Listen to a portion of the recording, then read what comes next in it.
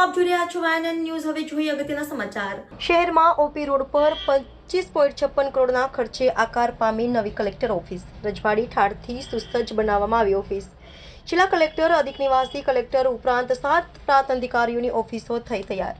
ઇમારતની કામગીરી પૂર્ણ થતાં ફર્નિચરની કામગીરી થઈ શરૂ। નવી કલેક્ટર કચેરીમાં પણ વાહન પાર્કિંગની ઉઠી શકે છે બૂમો।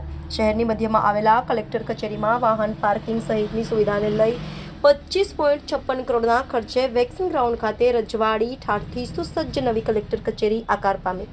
પરંતુ અહીં પણ અંદાજે 100 જેટલી કાર અને 300 જેટલા ટુ વ્હીલર પાર્ક થઈ શકે તેમ હોઈ વાહન પાર્કિંગની અસુવિધા ઊભી થાય તેવા એંધાણ વર્તાઈ રહ્યા છે। શહેર મધ્યમાં આઝાદી પૂર્વે કોઠી ખાતે આકાર પામેલા જિલ્લા કલેક્ટર કચેરી સહિત અહીં હાલમાં અન્ય કચેરીઓ પણ કાર્યરત છે। ત્યારે કચેરી સંકુલમાં આવતા મુલાકાતીઓના વાહન પાર્કિંગ સહિતની અનેક સમસ્યાઓને લઈ નવી કચેરી બનાવવી એવી જરૂર હતી। ત્યારે રાજ્ય સરકારમાંથી વિશેષ મંજૂરી તેમજ 25.56 કરોડની ગ્રાન્ટ મેળવી વેક્સિંગ ગ્રાઉન્ડ ખાતે નવી કચેરી બનાવવાની શરૂઆત થઈ હતી। આજે ઓપી રોડ પર મુખ્ય માર્ગને અડીને રજવાડી ઠાઠમાઠથી નવીન કચેરી તૈયાર કરવામાં આવી હતી। હાલમાં કચેરીનું કામકાજ પૂર્ણ થઈ જતાં ફર્નિચરની કામગીરી હાથ ધરવામાં આવી છે। આ કચેરીમાં જિલ્લા કલેક્ટર ઉપરાંત અધિક નિવાસી કલેક્ટર અને 7 ડેપ્યુટી કલેક્ટરની ઓફિસો પણ તૈયાર કરવામાં આવી છે।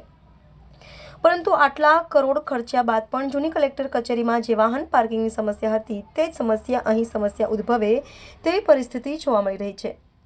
નવીનમાં વધારેમાં વધારે 100 જેટલી કાર અને 350 જેટલા ટુ વ્હીલર પાર્ક થઈ શકે તેવી સુવિધા હાલમાં જોવા મળી રહી છે। ત્યારે આગામી વર્ષોમાં જ્યારે પણ મુલાકાતીઓનો ધસારો રહેશે ત્યારે પુનઃ નવીન કચેરીમાં પણ એક્શન કરવાની જરૂર પડે તે ચોક્કસ દેખાઈ રહ્યું છે।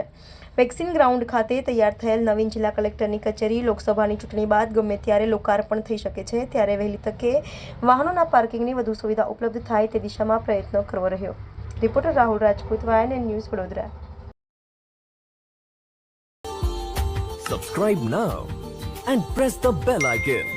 Never miss an update.